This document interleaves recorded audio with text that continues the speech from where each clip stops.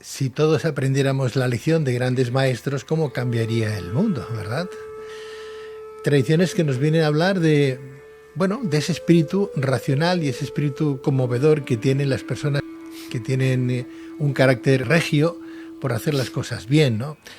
Ojalá el mundo tuviera más avatares, tuviera más gente como el personaje que esta noche nos acompaña en este tiempo de luces en la oscuridad, porque Ricardo Saura nos va a traer a un maestro de maestros, un maestro de aquellos que no solamente han hecho historia, sino que a día de hoy muchos siguen sus lecciones porque entienden que el religare, lo de la unión, a lo mejor en confesiones, ha quedado un poco denostado posiblemente por culpa del propio ser humano.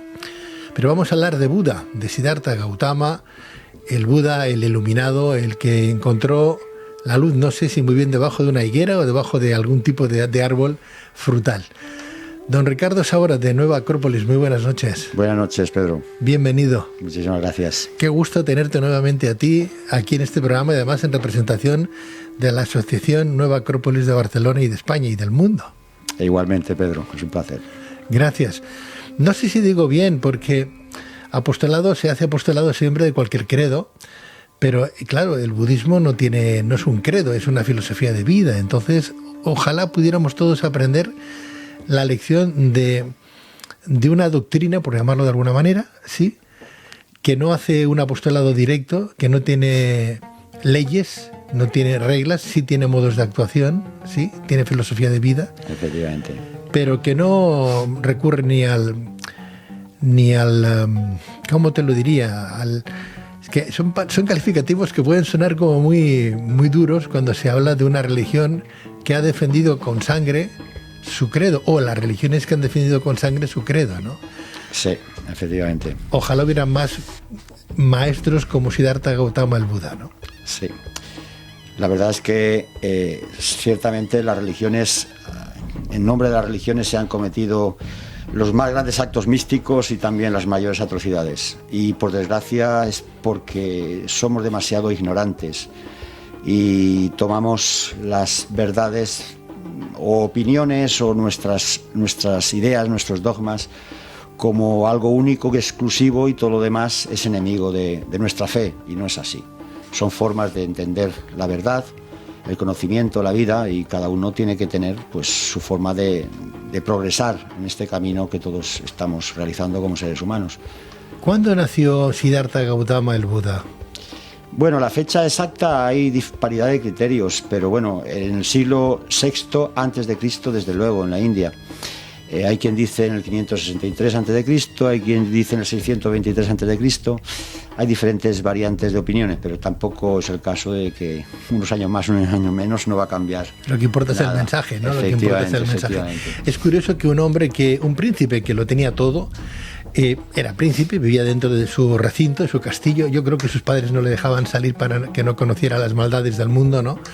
Y un día, no sé cómo, por qué, Ricardo sale al exterior y ve la mendicidad y ve la pobreza y ve todo lo que ve y dice, ¿qué hago? Sí, una persona que su padre, temeroso de que pudiese conocer el sufrimiento, porque ya le habían advertido los sabios de aquel entonces de que ese niño pues seguramente llegaría a conocer el dolor y eso le haría renunciar a la vida palaciega, y él quería que su hijo fuese rey, que le sucediese en el trono.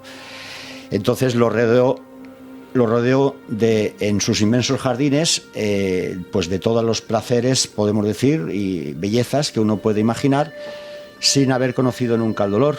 Pero de forma misteriosa cuentan de que, ¿cómo decir?, si se confabularon los dioses, ángeles o quienes, fuerzas de la naturaleza, para que pudiese en sucesivas veces, dicen que 3 o hay quien dice 4 veces, pudiese salir de palacio a esa ciudad que había al lado de sus palacios en los que ellos estaban viviendo, y conoció la contraparte de lo que él siempre había vivido, del lujo, los placeres, la vida pues buena, ¿no?, podemos decir.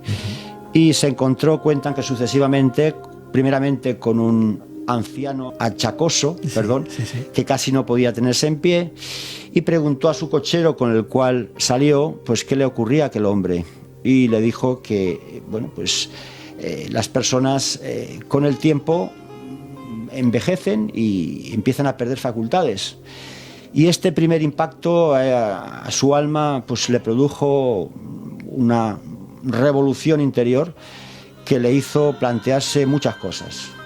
Dicen que en posteriores salidas, en una segunda salida, se encontró con una persona llena de llagas, dicen que sí era peste, y también le preguntó al cochero qué le ocurría y le comentó pues que esa persona estaba enferma y tenía pues lógicamente una persona que está perdiendo pues su salud, y que todos estamos expuestos en algún momento de nuestra vida a la enfermedad. Y por último, la tercera vez, dice que se encontró con un cortejo fúnebre, que iban a cremar a un cadáver, y la gente llorando, y preguntó qué ocurría, y dijo el cochero pues que todos estamos sujetos a algún momento de nuestra vida a perecer y abandonar este mundo. Y esto para él fue verdaderamente una convulsión interna tremenda. Hay que en cuenta que una cuarta salida se encontraron con una asceta con cara de felicidad, y le preguntó al cochero nuevamente y le dijo pues que era una asceta que había renunciado a los placeres del mundo y por tanto pues estaba liberado de todo ese mundo de placeres y sensaciones. Y a partir de ese momento él decidió renunciar a su vida placentera, y a pesar de que tenía su mujer y su hijo de 9 años a los que quería con todo el alma, entendió que hay gente que sufre y él no podía vivir en un estado de placentero, de felicidad, mientras hubiese gente en el mundo que sufría. A partir de ese momento fue cuando decidió renunciar a su vida palaciega y se hizo monje asceta, y estuvo durante 6 años o 7 años, hay quien dice, viviendo como una asceta en los bosques, prácticamente pues sin comer, en sesiones de ayuno y de meditación tremendos que casi acaban con su vida.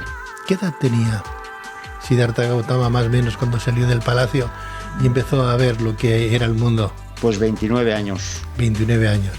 ¿Y el palacio suyo estaba ubicado, se sabe exactamente dónde estaba ubicado?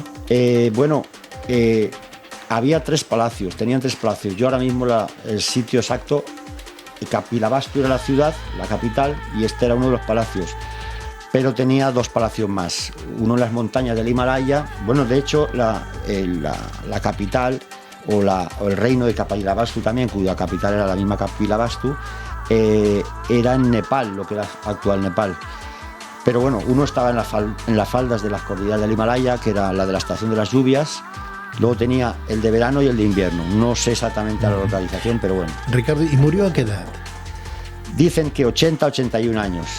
Ya vivió años. Longevo fue, sí. Siendo asceta, ¿no? Efectivamente. Bueno, ya, de hecho, a partir de los 35, que fue cuando alcanzó ese estado de despertar o de iluminación, pues estuvo 45 años dando su mensaje y caminando por los diferentes lugares el norte de la India y del Himalaya. O sea que ya no estaba como asceta, puesto que a esa vida de asceta renunció y se dedicaba a divulgar lo que él había comprendido, las enseñanzas que él había aprendido a partir de ese estado de despertar a una nueva realidad. O sea, tenía acólitos, tenía discípulos, ¿no? Sí. ¿Pero él escribió algo en concreto? Los grandes maestros cuentan que nunca escribieron, y en este caso, como sucedió también con Jesús, que él no escribió, escribían sus discípulos, y en su caso también dicen que sus enseñanzas se transmitieron por vía oral y fueron 400 años después de su muerte cuando empezaron a ser recopiladas. Madre mía. Que fue todo transmisión oral durante 400 años. Con lo cual uno dice siempre, claro, las enseñanzas que llegan hasta nosotros realmente son textuales o son... En cualquier caso, lo que vale es el mensaje, Ricardo. Efectivamente. Es como el mensaje de Jesús. Hay algunos que dicen, bueno, pues no sé si existió o no existió Jesús de Nazaret, ¿no? Sí. Pero lo que importa es que el mensaje que se ha recopilado, ¿no? O sea, quiero decir que es eso lo importante, ¿no? Efectivamente. Eso es lo importante. Ojalá hubiera más Siddharthas Gautamas en la vida, ¿no? Más Budas en la vida. Sí. El mundo iría de otra manera. Efectivamente. De hecho, bueno, a lo largo de la historia tenemos muchos personajes que nos han dado mucho ejemplo, sobre todo con su vida, porque sus enseñanzas son un reflejo de lo que ellos viven. No es que sus enseñanzas las inventen y se pongan a hablar y ya está. Ricardo, tú que conoces todos los avatares, ¿con quién te quedas? Bueno, yo tengo un cariño especial por un personaje que es Bodhidharma, que fue el 28º patriarca budista después del Buda. O sea que siguiendo la línea budista, para mí es un personaje al que le tengo un cariño especial. Estás más en ese camino, ¿no? Bueno, Oriente en general, pues es una cultura que me llama mucho. Sí, sí. Bueno, Jesús también viene de Oriente. Bueno, Jesús cuentan que estuvo en Egipto y Egipto también tuvo mucha, y en la India también. Hay quien dice que incluso se dice que si vivió y murió en Cachemira, que estaba en los Himalayas, porque hay leyendas de un personaje que era muy semejante a él. No se sabe nunca, pero la cuestión es que todos ellos nos han estado dando un ejemplo con su vida, sobre todo de lo que ha sido su mensaje. No es que el mensaje sea mera teoría. Ricardo, ¿el Buda se sabe dónde está enterrado? ¿Fue incinerado? Fue incinerado y cuentan que sus huesos fueron repartidos en 84.000 estupas o monumentos funerarios, esos edificios redondos, sí. Y lógicamente dice uno, bueno, parece ser que se han pasado, ¿no? O sea que llega un momento que no sabes realmente... Bueno, trocitos de ceniza, ¿por qué no? ¿Fue incinerado o...? O sea, sus huesos fueron lo que no se consumieron. La ceniza, yo no sé exactamente, pero los huesos dicen que lo fueron repartiendo pedacitos en diferentes estupas. Vaya. Bueno, él nos habla de las 4 nobles verdades, nos habla del octuplo noble sendero. Octuple sendero. ¿No? Sí, háblanos de ellos, por favor, las 4 nobles verdades, ¿cuáles son? Sí. Bueno, yo antes de hablar de las 4 nobles verdades, empezaría por la primera enseñanza que él comprendió antes de recibir la iluminación, cuando estaba a punto de morir, y fue cuando escuchó a una niña cantando: si la cuerda está floja no suena, si la cuerda está muy tensa se rompe. Solo en el equilibrio está la armonía. Y fue a él cuando él entendió que los extremos no son el camino. Y a partir de ese momento dicen que tomó un poco de leche con arroz y un poco de miel, se recuperó y entendió que el sendero de en medio, o sea, de la línea del equilibrio, es el camino de la liberación.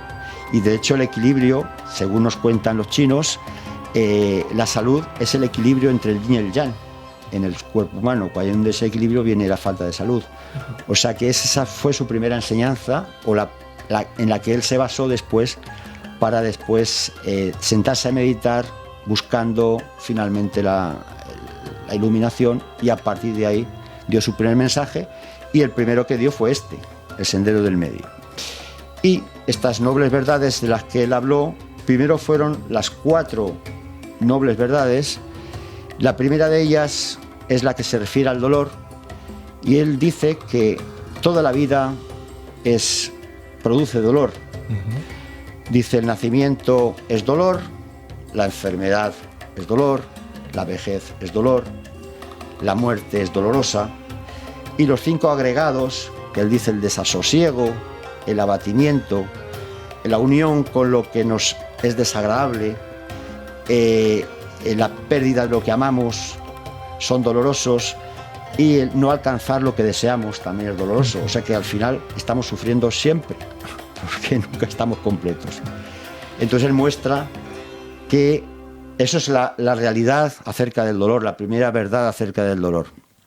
La segunda verdad se refiere a la causa, y él dice que es el hecho de que tomemos la realidad cotidiana, el mundo de lo sensible, como real, cuando él dice que es un mundo ilusorio, y el hecho de volcar todas nuestras energías en un mundo que no es real, puesto que es perecedero, es cambiante, con lo cual no permanece en el tiempo.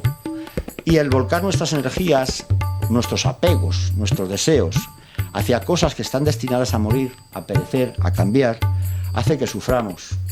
De tal manera que está siendo la segunda noble verdad habla a continuación de la tercera noble verdad, que se refiere a la cesación o eliminación del dolor. Entonces, si el deseo o el apego son la causa del dolor, ¿cuál sería la solución para no sufrir? Pues dejar de desear, dejar de apegarnos a las cosas materiales. Y él plantea que volcar nuestras energías hacia el mundo espiritual es la que nos va a solucionar ese problema, puesto que el mundo de lo espiritual sería el mundo de lo real, el mundo de lo eterno, el mundo de lo no cambiante. Pero claro, lógicamente aquí entramos en un terreno en que muchas personas no creen que existe algo más allá de esta realidad cotidiana. Y bueno, a partir de ahí, pues él, entendiendo de que es una verdad demasiado difícil de asumir, el desapego, así por las buenas, pues plantea la cuarta noble verdad, que se refiere al camino o el sendero para llegar a desapegarnos. Y ahí habla del noble octuple sendero, que son los 8 pasos para alcanzar ese desapego. Y ese desapego se refiere ni más ni menos que a una vida, sintetizando, una vida ética, una vida moral y el cultivo de la mente. Con esos 2 factores uno podría llegar a ir poco a poco ascendiendo los peldaños de su propia realización interior. Y hablando de estos 8 pasos, él hablaría de las rectas opiniones, que es una recta visión de la realidad, un conocimiento profundo de las cosas, una recta intención, que es lógicamente una aspiración noble en la vida, rectas palabras, puesto que con las palabras podemos hacer mucho daño, podemos mentir, podemos herir, podemos falsear las cosas, rectas palabras, recta conducta, o sea, una vida honesta, una vida digna, una vida noble, rectos medios de vida, o sea, hacer una ocupación en nuestra vida que sea honrada, no tratar de robar para poder nosotros acumular riquezas. Me he perdido un poquito. Recto medio de vida, recto esfuerzo. Sí. O sea que en nuestra vida tenemos que, cuando nos equivocamos, tratar de rectificar. Cuando nuestros pensamientos o nuestras emociones se tuercen un poquito, hacer un esfuerzo para rectificar y corregir. Y recta atención para vigilar a lo largo de nuestro diaria, precisamente para que nuestros pensamientos, nuestros sentimientos, nuestros actos no se tuerzan. Y pues finalmente recta concentración, que yo entiendo que es una dirección adecuada en nuestras vidas hacia lo mejor de nosotros mismos. Fíjate que lo que decía el Buda era atención, atención y atención. Pensamiento crítico, que son postulados además que nosotros vendemos muchísimo en este programa de radio. Pensamiento crítico, por favor, no quedaros con una imagen nada más, sino buscar muchas imágenes.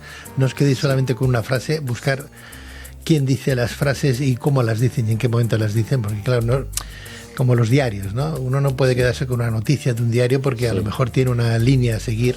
Hay muchos prejuicios, mucho falseamiento en las noticias, en la información. Hablabas de la palabra, la lengua no tiene huesos pero rompe muchos. Muchas veces. Eso lo dicen muy bien los mayores, ¿no? Nuestros mayores. O sea, y que para llegar a algún estado de Buda, del iluminado, no es necesario tener ningún credo de nada, sino simplemente seguir una moral, ser honestos con uno mismo, tener, pues eso, la autodisciplina de intentar hacer las cosas cada día un poquito mejor, ¿no? Sí, efectivamente. Hablando de las cosas que cada día se hacen un poco mejor que las hacen en la Asociación Nueva Acrópolis, hoy hemos dado un pequeño repaso muy por encima de lo que fue el Buda, pero estoy seguro que en Nueva Acrópolis nos ampliarán la información con cursos, seminarios o talleres que vienen haciendo hace un montón de años y que nosotros hemos venido aquí proyectando en la medida de las posibilidades cuando vienen ellos a presentar algún que otro curso. ¿Cuándo hacéis alguna conferencia, alguna charla o cuándo vas a dar algo? Bueno, mañana mismo daré una charla sobre este tema.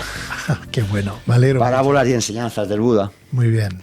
En la asociación, sí. ¿Dónde estáis? Ahora mismo estamos en la calle Comte d'Urgell, 168, bajos, en la galería, una galería que hay en la planta baja. calle Condes de Urgell, 168, Bajos, en Barcelona. Sí. ¿Tenéis un teléfono, una página web? Pues... Página web es nuevaacrópolis.org. Nuevaacrópolis.org. Muy bien. Siempre olvido este tema. Ricardo, te veo muy bien. Muchísimas gracias por venir a Luces en la Oscuridad y siempre es un placer escucharos. Muchísimas gracias. Siempre es un placer también para nosotros. Sois un referente. Muchas gracias. Ahí estamos. Buenas noches. Buenas noches.